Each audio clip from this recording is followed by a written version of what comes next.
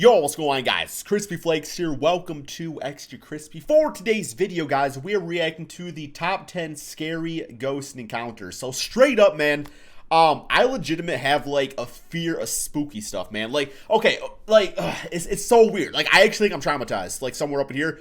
I remember growing up, like my grandma telling me stories about like she would like turn the bathtub on and like blood would come out.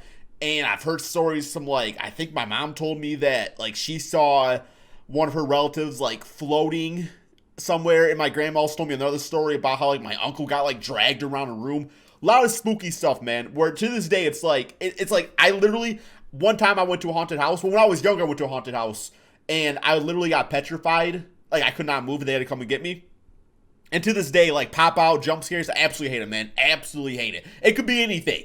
It could be you popping out, man, you know, giving me like a Rice Krispie treat. But if you pop out, I'm going to get scared, guys. So when it comes to ghosts, I like to think they don't exist. But then I'm like, I don't know, man. What do you all think ghosts exist? Do you think there's paranormal activity out there? We're going to find out. Well, I don't know we're going to find out, but here's some scary encounters. Let's get it. Who here believes in ghosts or the paranormal? The I presence don't of know. ghosts have been I like debated Casper. for years. Casper's On one cool. hand, you have the skeptics that will try to debunk every spooky little thing that happens. Then you have the people that claim they can see ghosts. Right. The stories I'm about to share with you may just prove that ghosts are real. And if you're not careful, you might become their next victim. I don't want to. Everyone, what's up and welcome back to I just put out a damn 30-year mortgage in my house. There is no way I can have a 30-year mortgage in my house and then all of a sudden the house wants to get haunted. That's not fair. I get my money back, right? I got a receipt. Most Amazing Top 10. I'm your host, Lindsay Ivan, and today I'm bringing you the top 10 scary ghost encounters. Now, before I begin, let me know in the comments below if you have any scary ghost encounters of your own. Millions. I'll be sharing one of my own in this video, so stick around. Starting off this countdown, we have... Every time I eat a bag of potato chips, man, it's like the whole thing just disappears. I don't know what happens. I know what happens. The little girl. When Jackie was 8 years old, her parents took her on a tour of one of the oldest homes in St. Augustine, Florida. Looks haunted. While in one of the upstairs bedrooms, the tour guide informed them that a young girl passed away in that room, and she likes to come out and play. They all kind of just laughed it off, but a little while later, Jackie was by the window when she felt the hair on the back of her neck stand up. She turned around and saw a little girl with long blonde hair wearing a white nightgown standing there behind her. Apparently, the color spooky. drained from her face and she was stuck in a trance until her mom rushed to her and snapped her out of it. No, thank you. I don't mess around with creepy little ghost girls. Yeah, but the thing about ghosts is like, she's probably looking for a friend though, you know?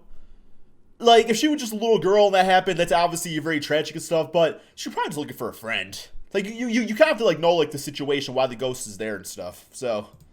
I would have been out of there so fast. In our 9th spot, we have the wet hands. This next individual shared That the just sounds time when gross. he and his friend witnessed something very creepy. So the guy's name that shared the story is Alex, and he Okay. lived with his friend Ed. Now, he had always felt off Creepy about ass the house house. that they lived in.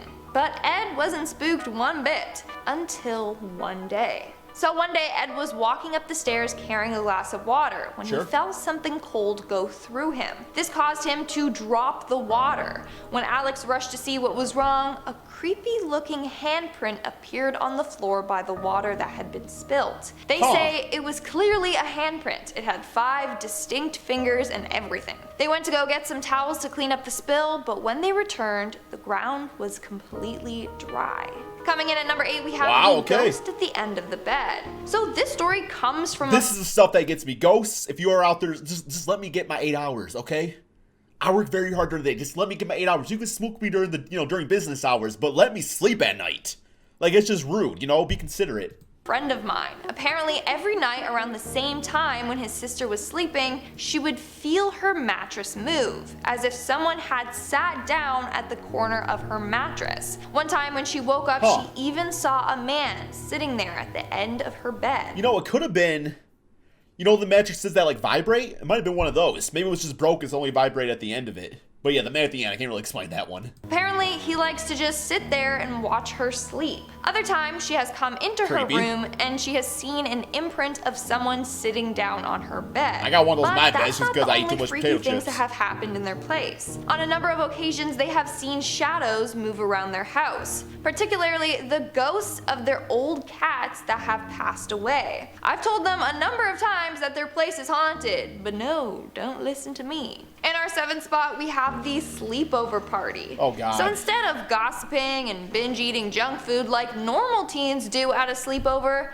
this group of friends thought it would be a good idea to summon an evil spirit. So they started preparing for a seance in their friend's unfinished basement. During this, they were joking around trying to decide who they were going to summon. One of them suggested, that's kind of sick if you think about it. Like, maybe we'll summon my grandma. It's like, that's kind of morbid within itself. Did Jack the Ripper. That's when one girl became very anxious and told them that they shouldn't summon anything evil. That's a bad idea. As soon as she said that, they heard a man say, "That's right," from the other side of the basement. That was probably their dad. Freaky. This is a perfect example as to why you should never, and I mean never, mess around with the spirit world. All you need to do is anger spirits and have them latch onto you and feast on your soul. Making our way down the list, number 6, we have the portrait. This time, we may just have physical evidence of a ghost caught on camera. Okay, Back in let's 1919, a group photo was taken of Sir Victor Goddard's Royal Air Force crew. It's a nice photo, until the crew took a closer look at it. Where? In the background, right behind another man, is the ghostly face of Freddie Jackson. Freddie Jackson was a mechanic who was okay, 1919, the way cameras work and stuff, that ain't no ghost. That's just a bitch ass camera. That's just poor photography. Probably a little motion thing going. Now, you know, if they do, like, you know, you move it too quickly or something, or the way it processes. Yeah, that's just a bad camera.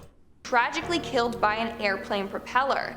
He died 2 days prior to this photo being taken, but I guess he didn't want to feel left out, so he came by one last time for a photo. It's quite creepy, and over the years, of course, people have tried to debunk it, but none have been successful. It's not like they had Photoshop back then. We're now at our 5th and halfway mark with the voices. Equipment. Now, this is my personal ghost encounter that you have all been waiting for. So one day when I was young and dumb and spending the night at my friend's house, we decided to fool around with her Ouija board. Don't do it, ever. Just more of a Mario person. After a while of trying it, I got annoyed because it wasn't working, so I ended up kicking the board, which was not a good idea. Never disrespect the board, because as soon as I did this, there was a large bang on the window behind us. Now, the window overlooked her backyard. It was a big window, so if someone banged on it and then ran, we still would have seen them. On top of that, she has motion sensor lights, and those didn't even go off.